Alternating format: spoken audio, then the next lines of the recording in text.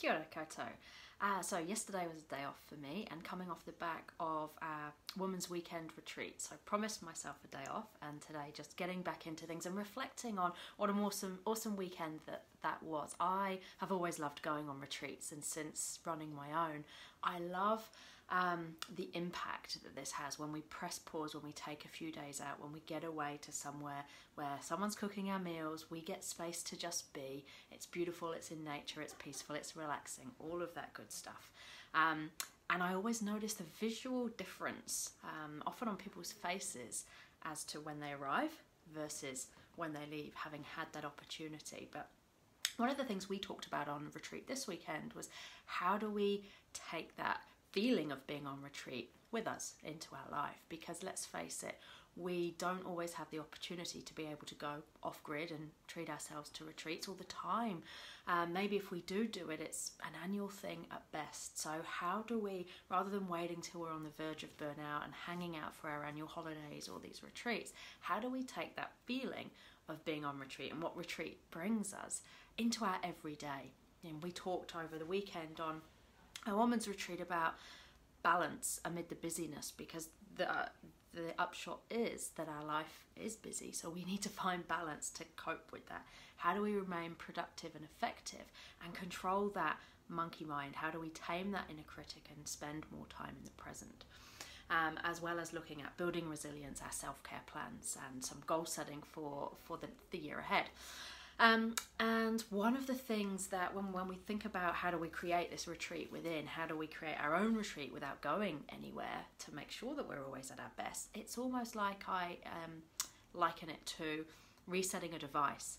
So you know when your computer's got too many things open at once and it just crashes, and you hold the on-off button and it resets, or like when your device is about out of battery and you plug it into the wall and it comes back to life. This is what going on retreat does for us. It gives us that reset, that recharge. But how do we do that without going anywhere? How do we do that every week as part of our life? When we look at what we get from things like going on retreats or having holidays, it's a break. It's time for ourselves. Often it's breathing space from the busyness, from our routine. It's a chance to reflect. It's a chance to just be. And we often get perspective as well. So how do we take that with us? Well, for me, it's all about being in the present, being in the now.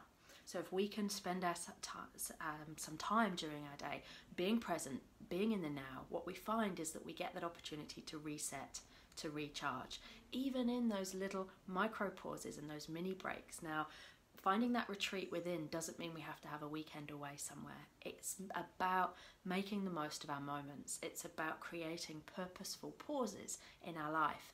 And this can be as simple as the habits we have around our device, so that it's not the last thing we look at before bed and the first thing we look at in the morning.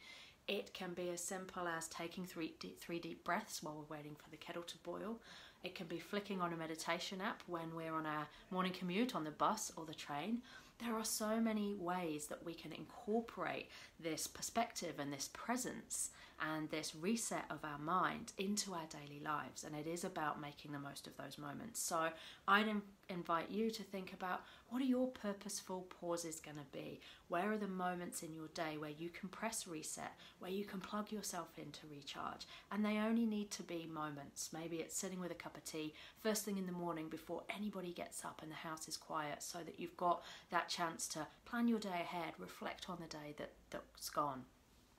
We're all different, so it'll look different for everyone, and there is no right or wrong. The main thing is that we take this time, we make the most of our moments, and we create some purposeful pauses, because this gives us the ability to recharge, and it gives us the ability to reset, as well as gaining perspective and taking time to just be. And we know that helps us then with all of the doing and the busyness that's required of us in our work and in our lives, because when we've had this opportunity to press pause, we're more productive, we're more effective when we then go back in to our normal days. And so it's a privilege this weekend to have been able to share this with the women that came on retreat in Otaki with us. I even managed to swim in the river. It was chilly but very refreshing, and a really good way of pressing pause and making the most of that moment.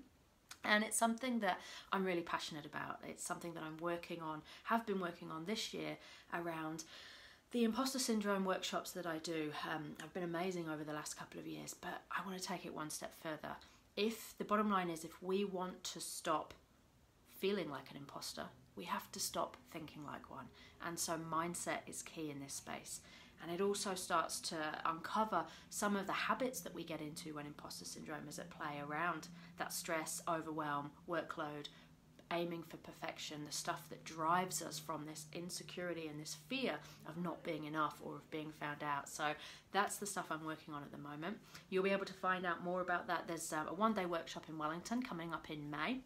There's also an 8-week program coming up in June. So this is really how we take the overcoming imposter syndrome work that many of you have experienced either through my workshops, events, conference keynotes, and really delving into it deeper and looking at, now we understand what imposter syndrome is and how it impacts us, and we've got some tools to manage it. How do we take that next step and really control that mindset so that we can tame our inner critic and overcome the self-doubt that so often stops us? So that's what I'm busy working on at the moment.